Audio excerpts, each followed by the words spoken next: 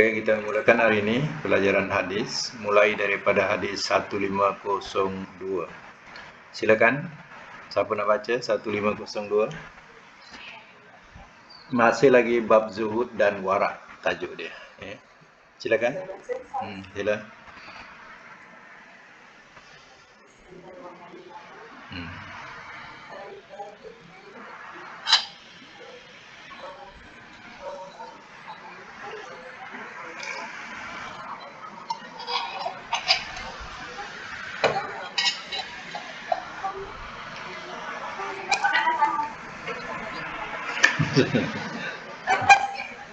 Tak apa.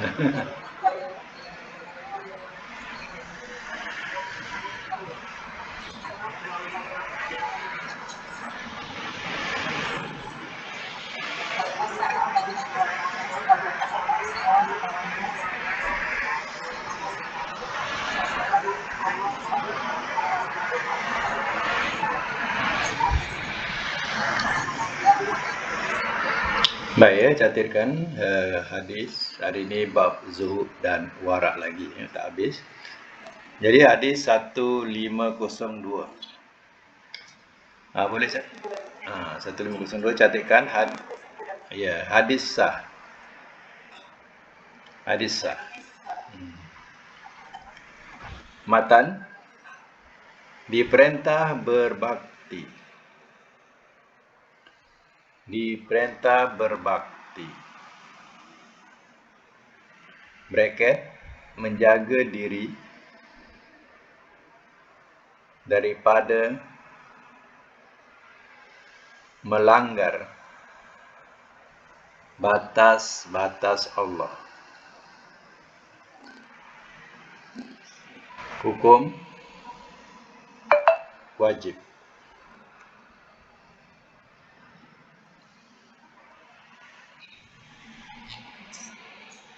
Hukum wajib. Baik ya, dalam hadis ini bermaksud seorang yang beriman kepada Allah serta diberi kekayaan dan suka mendermakan harta kekayaannya dengan cara bersembunyi-sembunyi, bukan riak. Ya, dengan cara bersembunyi-sembunyi, maka ia adalah seorang hamba yang dicintai oleh Allah. Itu maksudnya. Ya.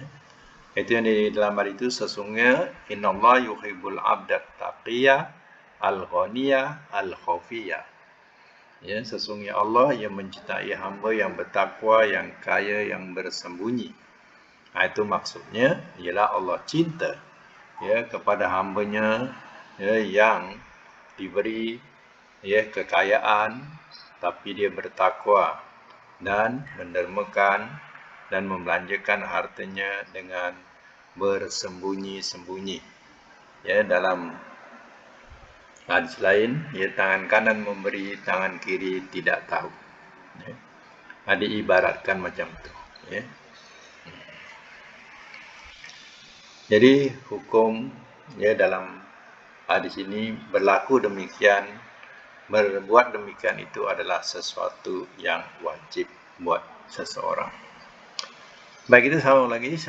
Orang yang sama baca 1503. Sambung 1503. Baik, orang yang sama.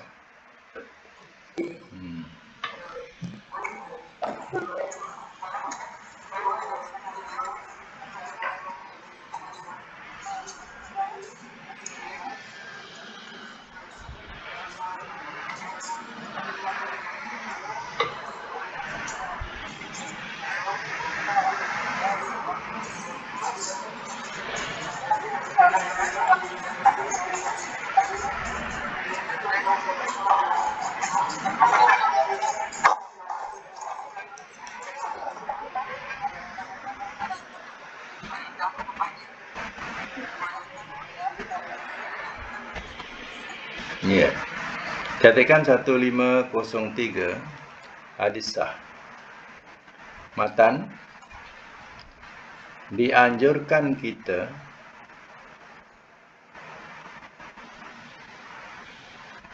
meninggalkan sesuatu yang tidak penting.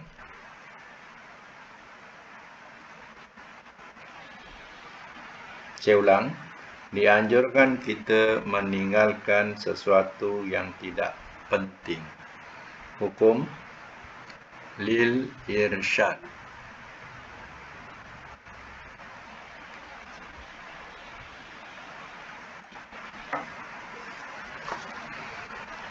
Hukum lil irsyad.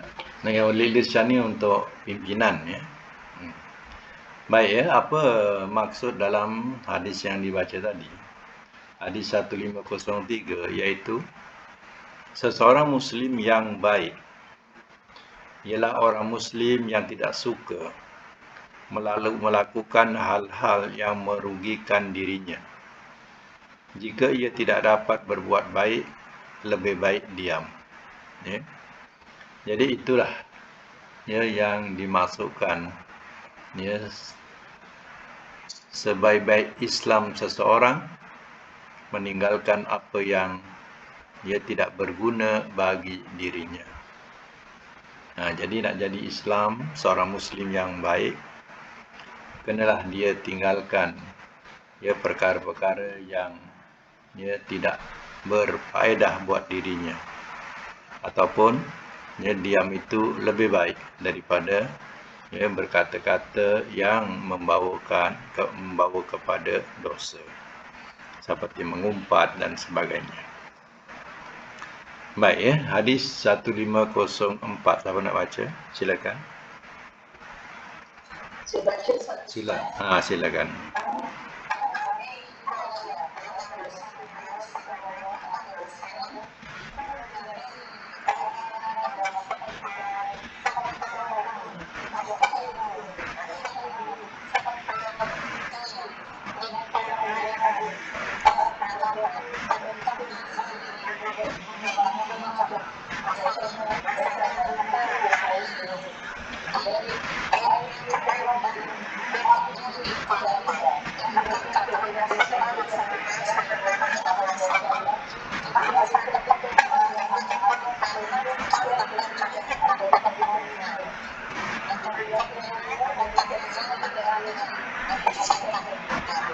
Hadis yang dibaca tu Arabnya lain, makna lain ya. Yang dibaca tadi tu Arabnya hadis 1505, yang diterjemah 1504.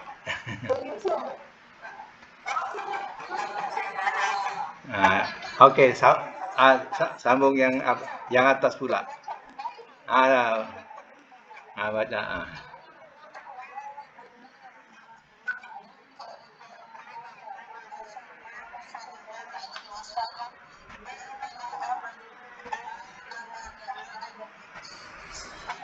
Syarra.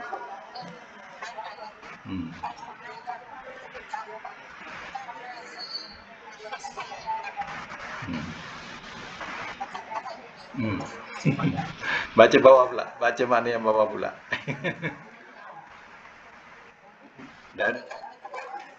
Dari Mikdam dah baca. Dah baca dari Anas pula. Terbalik itu.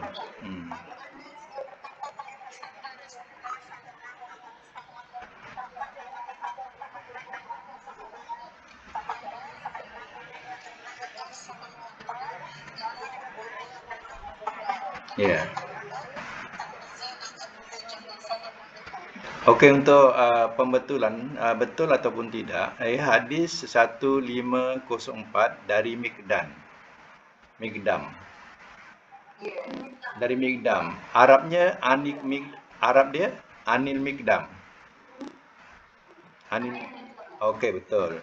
Nombor 5, 1505 ni Anas ya. Anas. Jadi tadi baca terbalik, baca Arab bawah, makna atas. Terbalik. Okey, tak apa. Jadi sekarang kita catatkan hadis 1504 dulu ya. 1504 hadis sah. Sani sahih lah. Sahih.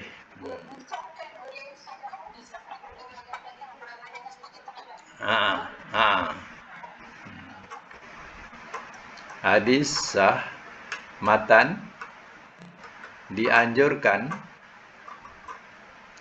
manusia sentiasa dianjurkan manusia menjaga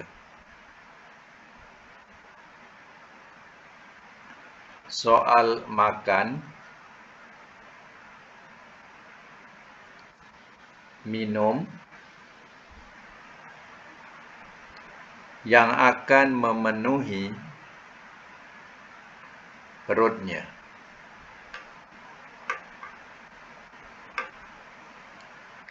Hukum lil irsyad.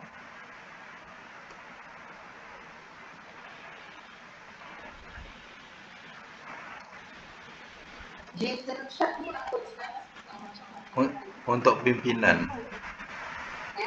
Untuk pimpinan. Untuk pimpinan, ya. Untuk pimpinan, untuk panduan, ya. Tak.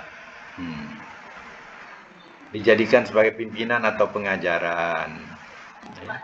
Panduan. Itu ni lil irsyad namanya. Ya, okey. Hadis yang 1504 ini ya diterangkan bahawa seorang anak manusia, anak Adam, ya katanya tidak memenuhi, ya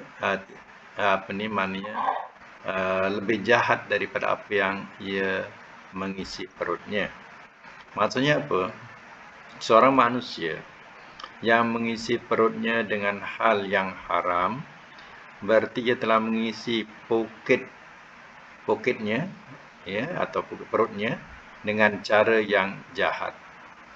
Kerana mengisi perut dengan cara yang haram itu berarti membekali dirinya dengan neraka. Jadi punca daripada tidak mengira hal-hal haram asal penuh perut, ingat, itulah sejahat-jahatnya, iaitu bakal ia membekali dirinya untuk masuk neraka. Sebab itu, perut kita Islam, Muslim. Jadi apa yang kita nak isikan tadi, pastikan bahawa ia adalah halal. Jadi kita nak bila kita makan benda yang haram, yang diharamkan, untuk mengisi perut kita akan jadi darah daging. Jadi salah satu daripada punca doa itu tidak diterima, bukankah Nabi katakan bagaimana seorang itu boleh nak diterima doanya, sedangkan apa yang dimakan itu haram, pakaiannya haram, jadi artinya keseluruhannya adalah haram. Jadi macam mana doanya nak diterima oleh Allah? Jadi hal yang demikian itu akan bersangkutan dengan hal ibadat. Sebab itu kita menjaga diri daripada perkara-perkara atau makanan atau minuman yang diharamkan untuk mengisi perut kita. Terkadang terkadang setengahnya kita ni makan, kita tak sedar makanan yang kita makan ni subahat. Mana adalah benda-benda yang haram, tapi kita tak sedar masuk dalam perut kita. Oleh kerana kita ni dah Muslim, kemudian perut kita juga adalah Muslim. Jadi bila masuk benda-benda yang tidak Muslim, tidak sesuai dengan Muslim, terkadang perut itu akan membuak dan kemudian akan membuang benda-benda kotor itu. Kemungkinan akan jadi sakit perut dan akan buang-buang. Kerana apa? Ia tidak sesuai ya dengan keadaan musuh kita. Itu terkadang ya berlaku macam itu artinya kita mencuci kotoran itu. Ya sebab kita makan tadi ya ada perkara-perkara yang syubhat yang kita tak tahu, tak sedari, ya. Nah, jadi akan buang balik. Ah, betul. Betul, ya. Itulah ya kelebihan dia, ya. Ah, jadi dia perut kita sendiri pun tak nak terima. Macam itulah ibaratnya sebab kita jaga. Ya, dalam kita jaga pula kita tak perasan ya kita sudah termakan benda yang syubhat. Jadi dia pun tak terima juga. Itu dia buang, dia bersihkan. Macam tu, ya. Kemudian hadis 1505 catatkan. Hadis sah. Matan dianjurkan secepat mungkin menjaga jangan sampai berbuat salah atau keliru baik dalam ucapan, perbuatan dan tulisan. Tulisan.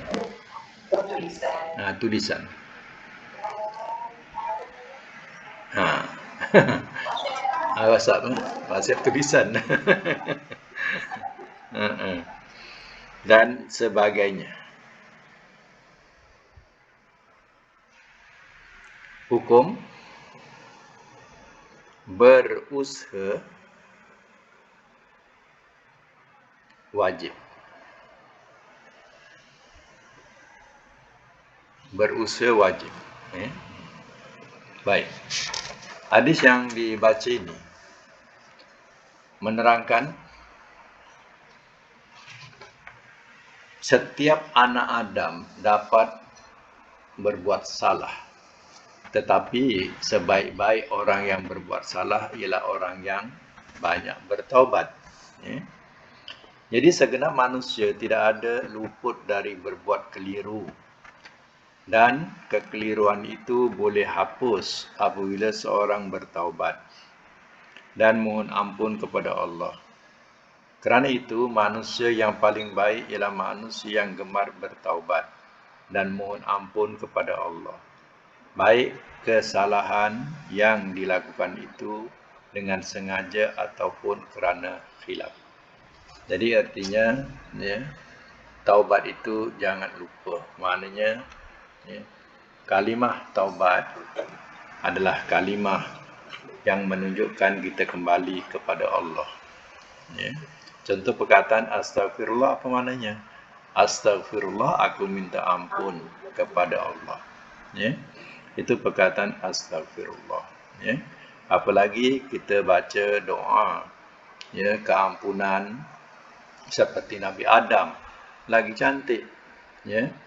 Rabbana zalamna anfusana wa in lam taghfir lana wa tarhamna lanakunanna minal khasirin. Itu Nabi Adam ketika dulu dia berbuat kesalahan dan dia bertaubat dengan kalimat taubat itu. Wahai Tuhan kami, sungguh kami telah menzalimi diri kami sendiri. Jika Engkau tidak kasihani kami dan rahmati kami, nescaya kami akan tergolong orang-orang yang rugi. Jadi itu dikatakan sebagai kalimah taubat.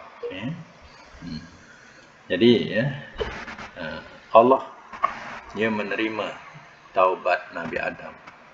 Itu maknanya ia berupa doa. Tapi doa itu namanya doa taubat. Selain daripada ucapan yang kita baca astagfirullah. Jadi ya, taubat Nabi Adam. Itu susunan dia cantik atau indah. Ya. Artinya ya, seseorang itu ya hendaklah ia berusaha. Berusaha apa? Dia sedaya upaya ya untuk menghindarkan diri daripada berbuat salah. Ya. Baik dalam ucapan, tadi dalam ucapan maknanya perkataan kita, juga dengan perbuatan, dan juga ia termasuk dalam tulisan. Jadi itu kita kena jaga diri kita ya, jangan sampai terkeliru atau tersalah ya.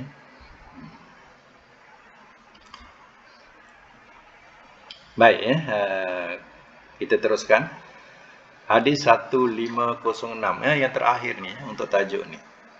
Siapa nak baca? Orang yang sila.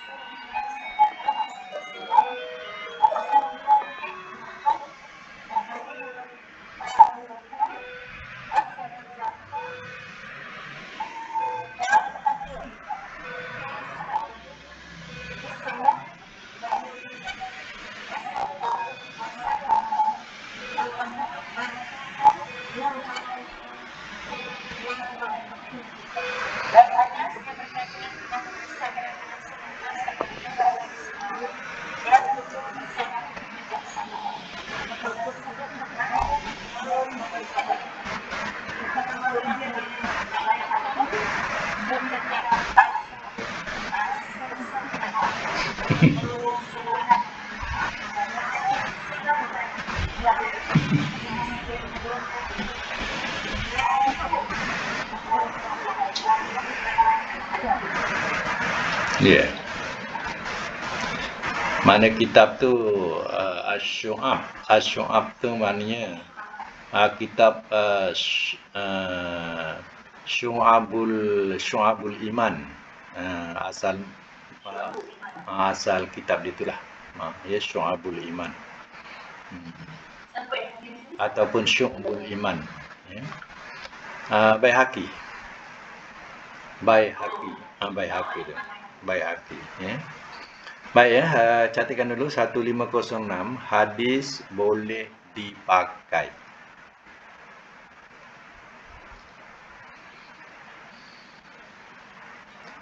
Boleh dipakai dengan sah tak lain ya. Boleh dipakai ni, hadis ni sebenarnya dia tidak sah. Ya, tapi kerana ia berkaitan dengan akhlak, ya, maka ya hadis itu boleh dipakai. Ya. Matan dia, dianjurkan berdiam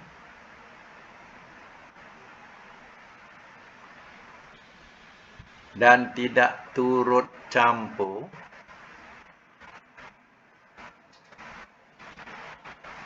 dalam hal-hal yang kurang perlu.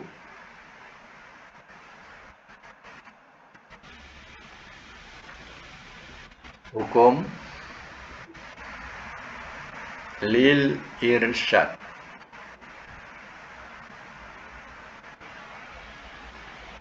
Lil irsyad.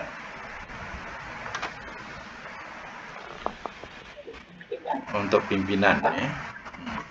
Untuk petunjuk, untuk pimpinan. Jadi, hadis ini ya bukan digolongkan sebagai hadis sah. Sebab itu disebut ujungnya bisanadin dhaifin, dengan sanad yang lemah. Ya. Jadi sanadnya lemah. Jadi isinya boleh dipakai kerana ia berkaitan dengan akhlak. Artinya kita diam, tidak masuk campur dalam urusan-urusan yang tidak perlu. Ya, itu adalah dianjurkan. Itu adalah baik. Ya. Artinya jangan kita fahamkan ya diam itu adalah satu hikmah, satu kebijaksanaan. Lalu kita pun diam ya. Jadi orang pendiam. Itu Orang ingat kita sombong. Bukan kita makna. Bukan maknanya demikian. Maknanya diam itu satu kebijaksanaan dalam hal-hal yang boleh merenggangkan persaudaraan contohnya. Jadi kita diam, tak masuk campur. Jadi kita orang yang berkecuali. Itu maksud macam tu. Bukan jadi orang yang pendiam itu adalah baik. Tak baik juga terkadang orang tak suka. Tak baik. Kalau kita bercakap, iyalah. Itulah. Itu bukan baik namanya. Dah jadi tak baik. Jadi dalam hal ini kita kena fahamlah maksud dan tafsirannya. Jadi yang dimaksudkan dalam hal-hal yang mengumpat ke apa ke, kita diam lebih baik daripada kita mempersetujui. Dan banyak berkata juga adalah baik juga kalau yang dikata itu semua membawa kepada kebaikan. Lagi baik dan berpahala. Jadi dikatakan hikmahnya kerana ia kerana ia dapat menghindarkan daripada perkara-perkara yang akan merosakkan. Kalau dia bercakap, lagilah mengapi-apikan lagi, habislah. Maka hal itu jadi panas lagi. Jadi lebih baik dia diam. Tapi hal ini sedikit yang melakukannya. Maka tamatlah berkaitan dengan saya.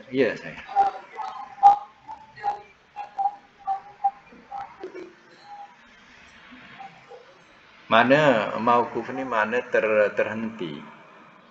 Terhenti daripada perkataan Luqman Hakim saja. Mauquf daripada perkataan Luqman Al-Hakim maknanya ialah dia hal ini katanya mauquf ni mana kata sahabat yang tidak sampai kepada kata tabi'in yang tak sampai kepada sahabat ataupun dia meloncat. Contohnya zaman tabi'in. Zaman tabi'in dia mesti lepas zaman sahabat.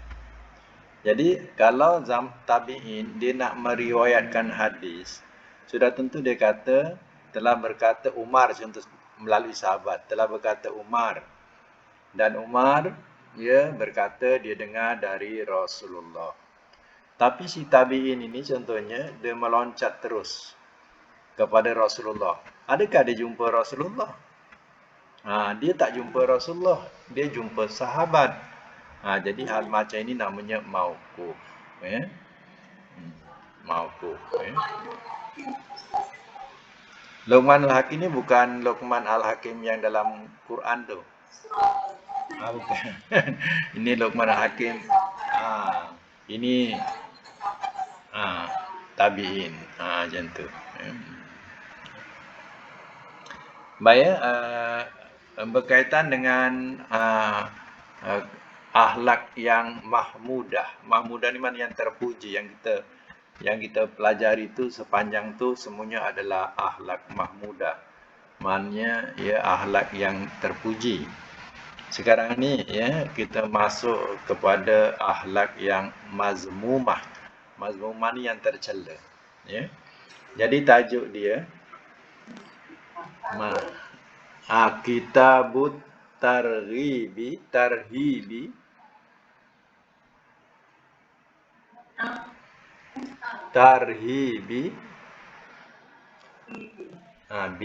min masawil ahlaki.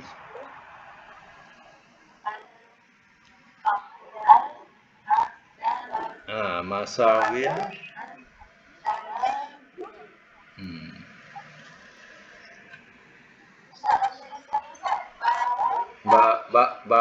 babut tarhibi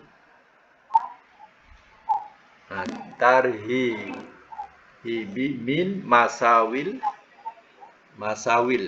ahlaki.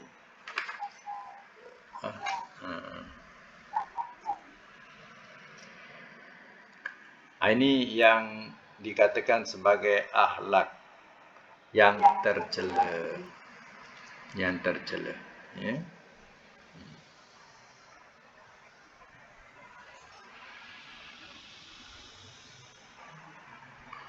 Akhlak yang tercela ini adalah lawan daripada akhlak yang terpuji. Terpuji. Jadi yang kita nak belajar ini adalah bahagian tentang akhlak yang tercela. Baik, siapa nak baca? Sambung lagi. Yang baca tadi. Baca tadi. Silakan.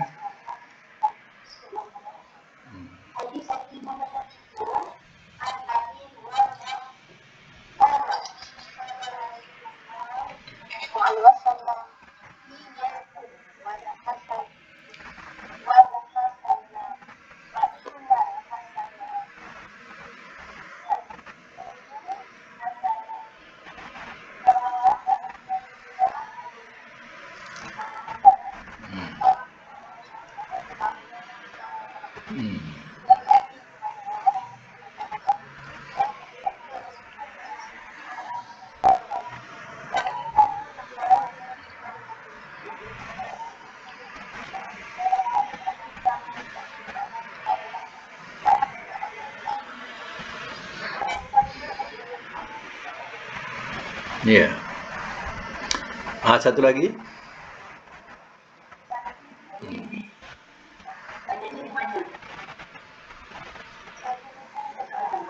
Okey.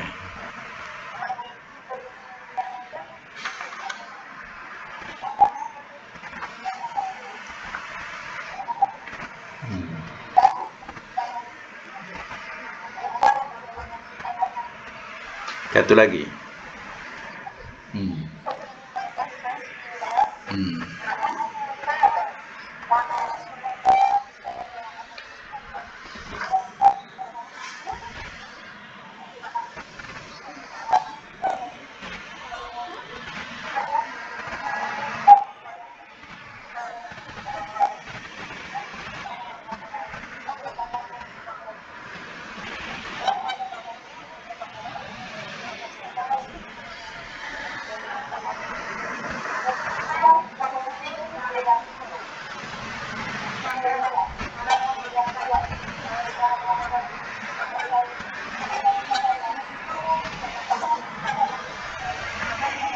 Ya.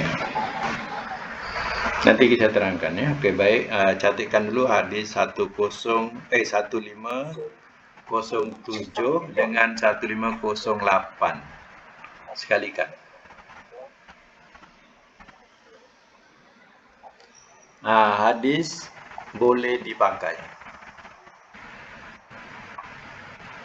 Matan diperintah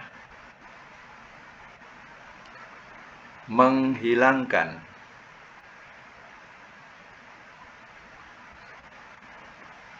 dan menjauhkan diri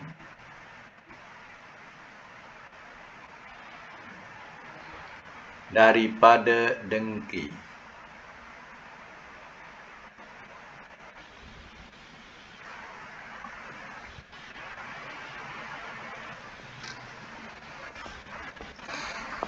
Saya ulang, diperintah menghilangkan dan menjauhkan diri daripada dengki.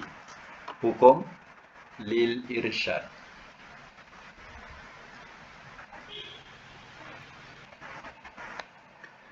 Kalau ikut susunan hadis tu, ya indah susunannya. Ya, wajib ke atas kamu menjauhi dengki. Maka sesungguhnya dengki itu memakan kebaikan-kebaikan. Sebagaimana api memakan kayu. Kayu bakar. Kayu bakar. Jadi macam mana api, macam mana kayu bakar tadi, menyala, macam itulah habisnya kayu tadi dimakan oleh api. Jadi ya, ibaratnya dengki itu macam api. Ya, kemudian kayu bakar tu diibaratkan sebagai kebaikan-kebaikan. Jadi, ya, kayu itu akan habis dimamah di api. Macam itulah kedengkian. Dengki atau bahasa dia hasad dalam bahasa Arab ya. Tapi kita dua-dua gunakan. Ya, dengki kita guna hasad, hasad. Tapi kadang kita dua-dua kita sebut. Ya. Jangan hasad dengki. Jangan hasad dengki. Padahal hasad terjemahannya dengki. Ya. Nah, macam kita sebut malam Lailatul Qadar. Ya, Lailatul dah malam. Kita sebut malam lagi. Ya, jadi malam Lailatul Qadar. Padahal malam Qadar dah lah. Ya. Malam Qadar. Jadi malam Lailatul Cucu.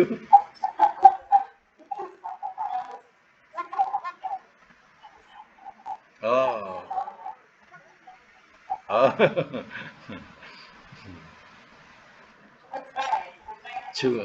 Yalah. Cuba try test. Tiga-tiga sekali sebut. Cuba try test. Gitu. Ya. Jadi ya sebenarnya ya dengki ataupun disebut sebagai hasad dapat menghancurkan kebaikan yang telah dilakukan oleh seorang. Kerana dengki adalah suatu perbuatan dosa yang sangat buruk. Ya. Dengki ini adalah penyakit hati, ya, penyakit dalaman. Penyakit dalaman. Jadi, ya, bayangkan, ya, kalau kita sentiasa tak senang sahaja, hati kita tak senang saja dengan seseorang, ya, siapa yang sakit? Yang sakit kita, ya. Akhirnya sakit yang dikatakan sebaik padahal ia hanya satu dengki saja, ya. Lama-lama kenapa, ya, daripada dengki tadi, ya, kita punya badan, ya, jadi sakit, ya. Akhirnya yang tak lalu makan kita, yang tak boleh tidur kita, ya, pasal dengki, ya.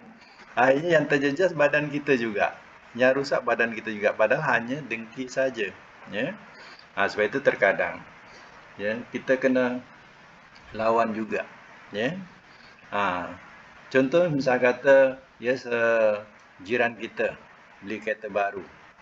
Apa salahnya kalau kita cakap alhamdulillah dia ada rezeki lebih, biarlah dia beli. Kan seronok hati kita tu. Ya. Dia dah beli kereta baru lah. Kita dah mula dengki pula. Ya. Kita pun nak berlawan juga. Itu maknanya ya kita tak puas-puas. Jadi di situ jadinya kedengkian itu menjadikan kita tak tenteram. Jadi sebab itu kalau boleh kita hindarkan dari perkataan dengki itu. Apa tidaknya tengok dalam ya surah apa yang benar-benar menyebut dengki kan?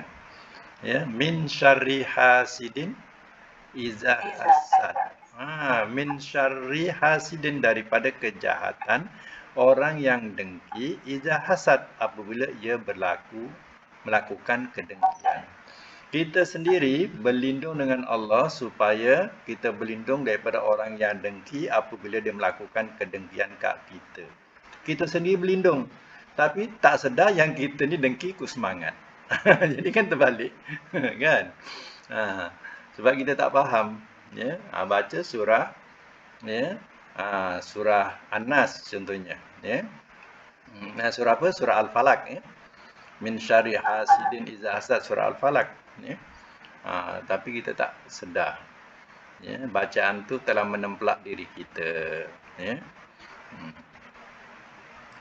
Itu maknanya boleh hindarkan sebab dikatakan inilah sifat ya mazmumah, sifat yang tercela, ya.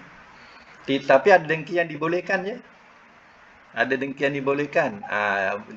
Dalam hadis dikatakan ya dua ya kedengkian, ya satu dengki orang tu ya dalam segi ilmu. Orang tu pandai, kita pun perasaan kita mesti nak lawan dia. Dia pandai macam dia. Itu nama dengki macam tu boleh. Ya. Atau dia suka bersedekah. Jadi kita pun ingin ya nak bersedekah macam dia. Jadi kita pun ya dengki itu dengki untuk kebaikan, bukan dengki kejahatan. Itu dibolehkan. Ya.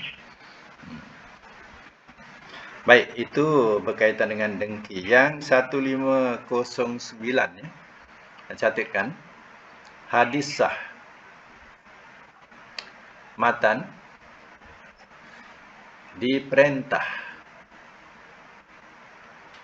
supaya berusaha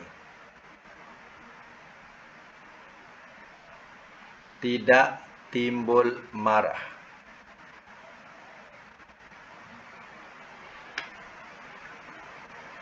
Hukum wajib.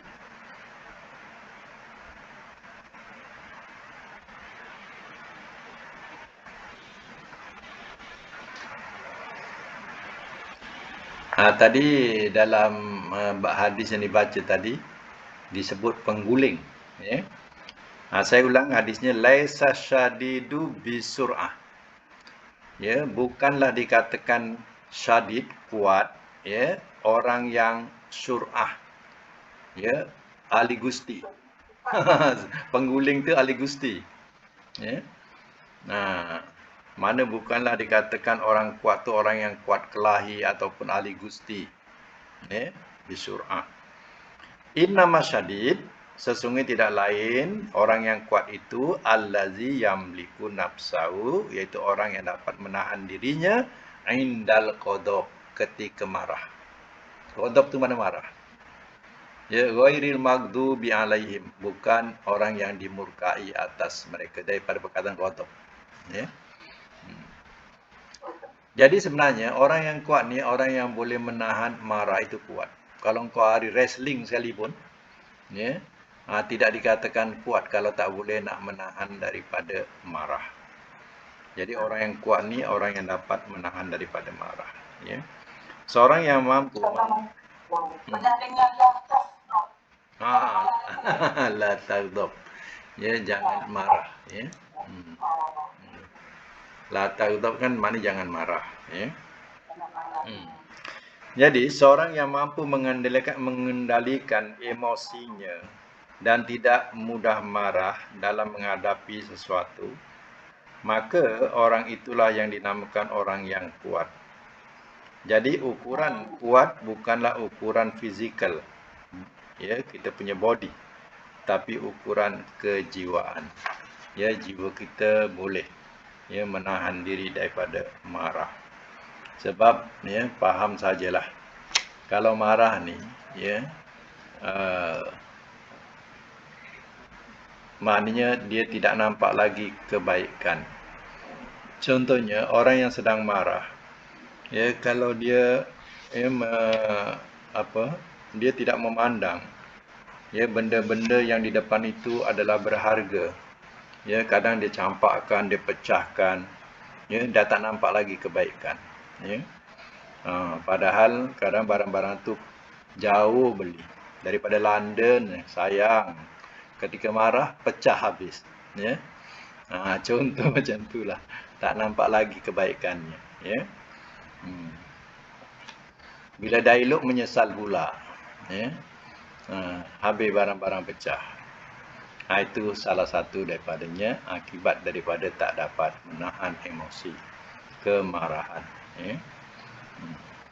Mungkin kita jumpa juga perkataan yang dikatakan la taghdab, makna jangan marah. Ya, kita akan jumpa pada hadis akan datang, sebab bab ni adalah bab mazmumah, mazmumah, bab tercela.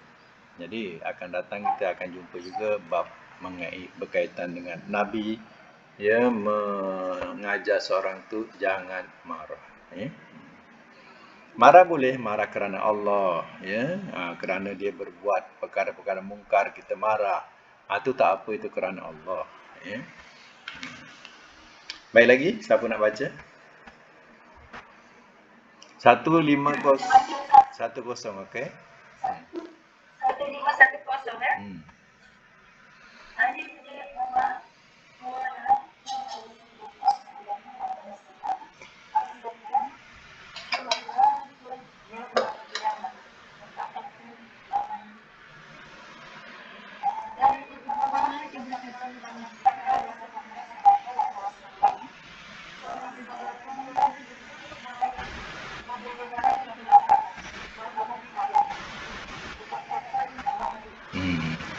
Lagi?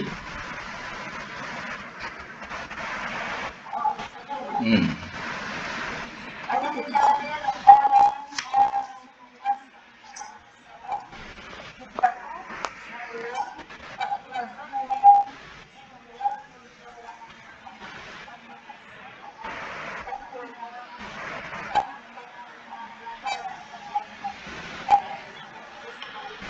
Ya.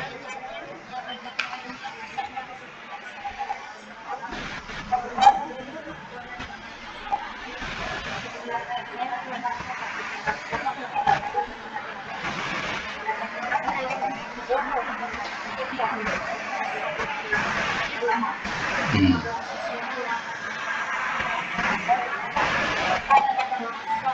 Orang-orang yang sebelum kamu dirayakan dia oleh Muslim. Okey. Catatkan ya, hadis 1510 hadis sah. Matan dilarang berlaku zalim.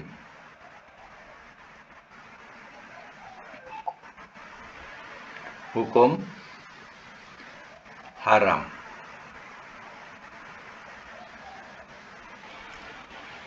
Haram ya. Jadi ya, seseorang yang dikatakan di sini dalam hadis yang dibaca tadi, mana seorang yang melakukan perbuatan zalim, maka ia akan mendapati dirinya dalam suasana yang penuh dengan kegelapan pada saat menghadapi pengadilan pada hari kiamat. Mana tak ada harapan masa depan. Ya. Pada hari pengadilan besok dah nampak tidak ada pengharapan untuk masa depan. Sebab apa?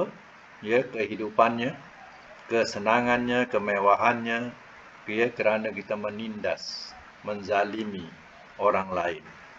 Ya, jadi ya, ingat bahawa ketika hari pengadilan, ya, tidak ada ya, kecerahan untuk masa hadapannya. Jadi ia akan menempuh kegelapan. Kegelapan itu ialah kesukaran. Sedangkan kesukaran itu ya, kepada mereka yang banyak berlaku zalim di dunia. Ini akan berlaku. Hadis yang selanjutnya 1511, hadis sah. Matan diperintah menjaga diri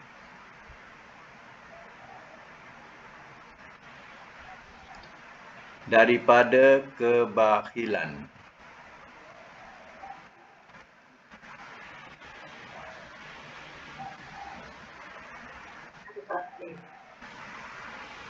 Daripada kebakhilan. Hukum wajib. Baik. Oleh kerana hadis ini ada dua rangkap. Satu rangkap zalim, kita dah terangkan zalim pada hadis di atas. Jadi hadis yang kedua berkaitan dengan syuha. Syuha ni maknanya ialah bakhil atau kikir atau kedekut bahasa kita. Tapi kita juga gunakan juga perkataan bakhil, kita guna. Ya, kikir kadang ada orang guna. Ya, tamak biasalah orang guna. Ya. Itu dikatakan sebagai perkataan syuha. Dan diterangkan bahawa perbuatan bakhil ini adalah suatu sifat yang dapat menghancurkan masyarakat. Sebagaimana hancurnya masyarakat dahulu kerana mereka bakhil. Ya. Sebab itu ya, jadilah orang yang disebut seperti hadis kita baca tadi. Jadilah orang yang ya, bertakwa dan kaya ya, dan bersembunyi. Apa maksudnya? Ya, maksudnya kalau kita jadi orang yang bertakwa dan diberikan kekayaan, ya, kita jangan bakhil. Ya, dalam diam-diam atau bersembunyi kita banyak bersedekah walaupun orang tak nampak. Ya. Itu yang terpuji. Tapi yang tercela mereka yang bersifat bakhil. Ya. Macam kita lihat ya, ada satu di tempat kita lah yang anak tu saya tak ingat lagi kisahnya. Anak yang perlu masukkan ubat tu harga berjuta. Ya. Tapi dengan dia mohon sumbangan bantuan, dia sekejap dapat. Bermakna murah betul orang Malaysia ni. Dan anak tu dapat dirawat. Nak masukkan ubat tu harga berjuta. Ya.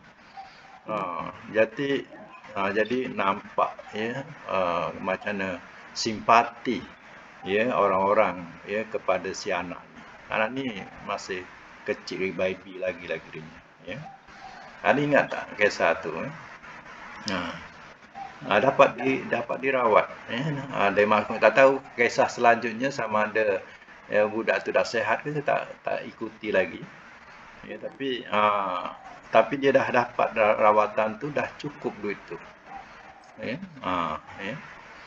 Jadi seandainya ada lagi manusia yang di negara itu masih pemurah, bermakna banyaklah bencana-bencana alam ni yang patut datang tu terhindar. Tapi kalau semua dah jadi orang yang bakhil, kedekut, kemungkinan bencana-bencana yang patut akan datang dah tak dapat nak dihindari lagi. Mungkin akan kena merata. Itu bala daripada Allah Ta'ala yang kita tidak dapat jangka. Baik, siapa yang belum rasa baca lagi? Nak baca silakan. Silakan. Silakan.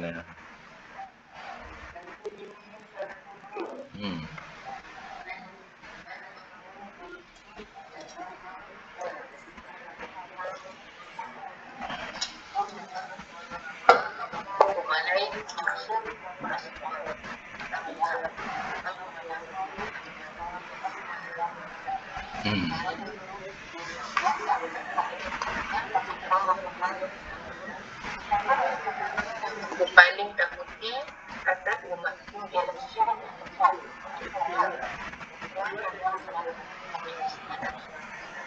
Ya. Hadis 1512 catatkan. Hadis sah. Matan diperintah menjauhkan diri dari riak.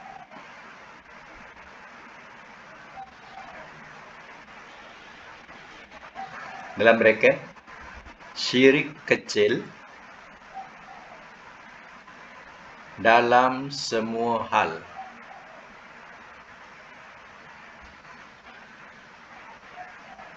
Syirik kecil dalam semua hal.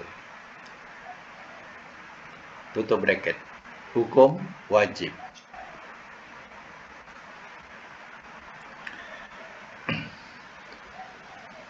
Terkadang manusia ini dah tahu syirik besar, tapi tak disedari dia telah melakukan syirik kecil.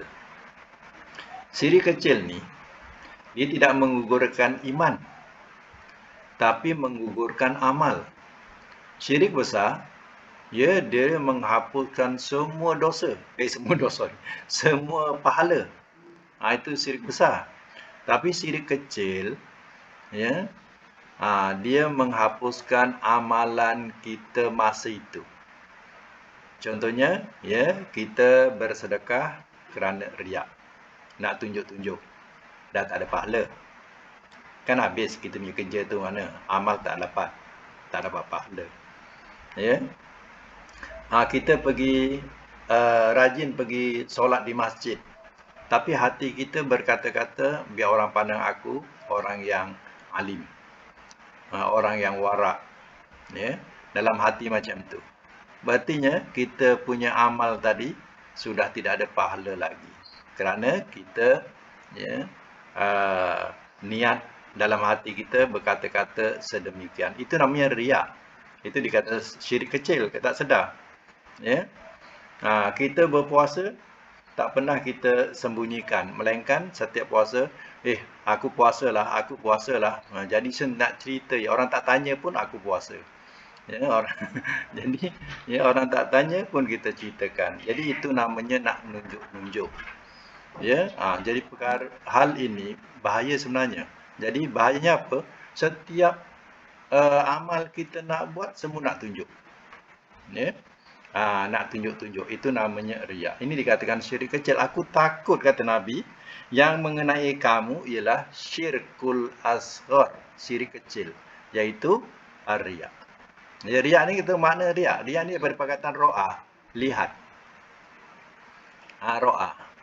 Jadi yara ia lihat. Ya, riak ni memperlihat-lihatkan. Macam tu. Ya, amal.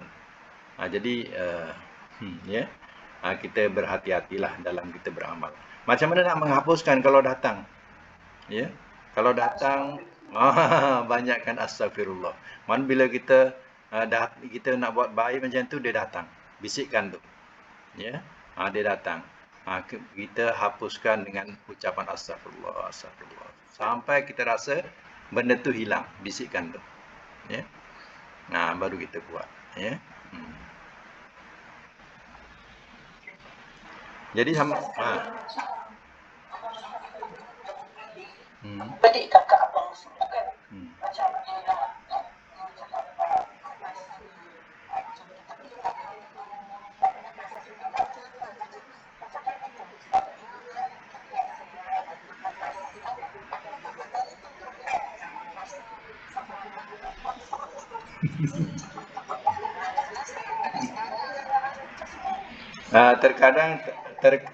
terkadang ia bukan riak, tetapi terkadang ia hanya satu anjuran.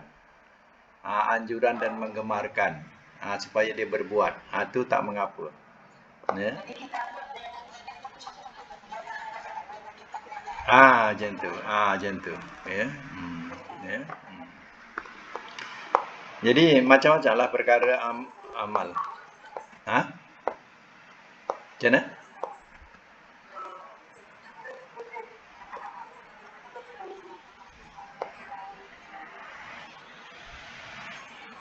Tarhib tu mana gemar. Tarhib.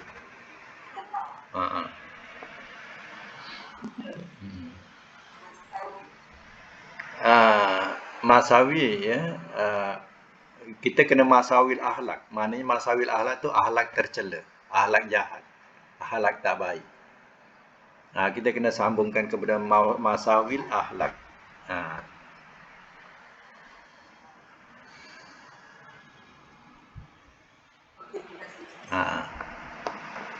Ada lagi? Tanya. Jadi sekadar itulah. Jadi itulah dalam segi amal ni, ya, kita jaga-jagalah dah belajar-belajar tu, ya. Kita jaga hati kita supaya, ya, jangan, ya, kita terlampau riak. Maknanya, ya, sehingga menghapuskan dosa. Dia bukan menghapuskan semua amal-amal kita, ya. Tapi amal tu, amal masa tu, amal masa tu dia hilang. Itu namanya syirik kecil. Tapi kalau hari-hari macam tu, tak ada pahala lah kita beramal. Kalau hari-hari macam tu, ya. Jadi sekadar itu dulu untuk hari ini. Mudah-mudahan kita dapat manfaat bersama daripada kuliah hari ini, insya-Allah. Ya, sadaqallahul azim.